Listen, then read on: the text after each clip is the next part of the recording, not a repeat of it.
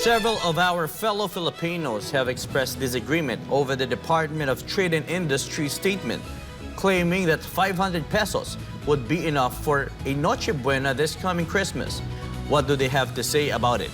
Find out in this report by Almar Farsuelo. Every year as the clock strikes midnight on December 24, Filipino families come together to serve a spread of delicious food from ham and queso de bola to spaghetti, bibingka and puto bumbong.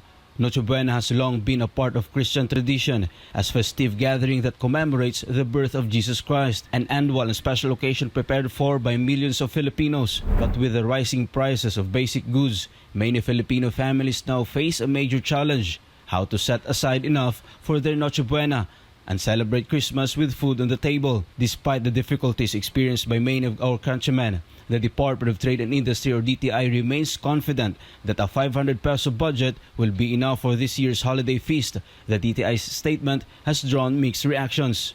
Sa totoo lang talaga, hindi talaga yung kasya. Yung sinasabi ng DTI na 500 kaya nang papagkasyahin pang Noche Buena. Subukan niya siya yung mamili.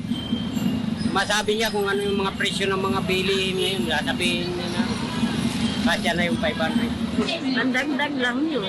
Mahal ang bilihin ngayon, lalo na yung manok, baboy, mga sahog pa, kulang pa yun.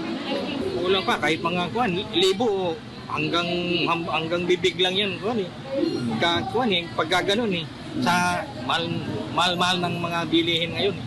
Former PACC Commissioner and former TESDA consultant Attorney Manuelito Luna also criticized the TTI's statement.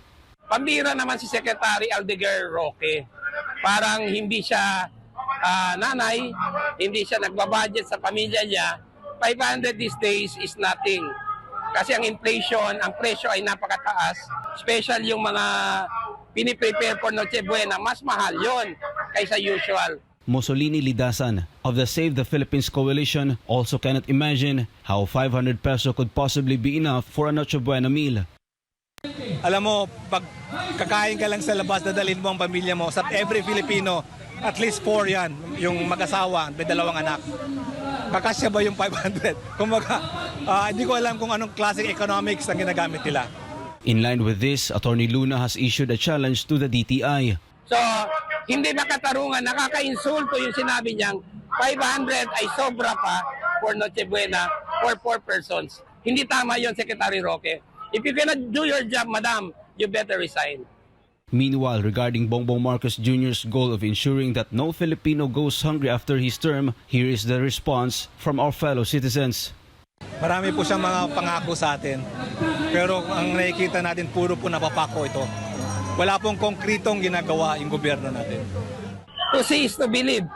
Hindi ako naniniwala sa mga pangako niya kasi napapako eh.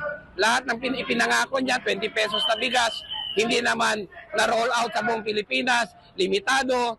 Tapos mga pangako niya, lahat hindi natupad. Tapos nakurong pa na akusasyon sa kanya ng pandarambong. For God and my beloved Philippines, Almar Farsuelo, SMNA News.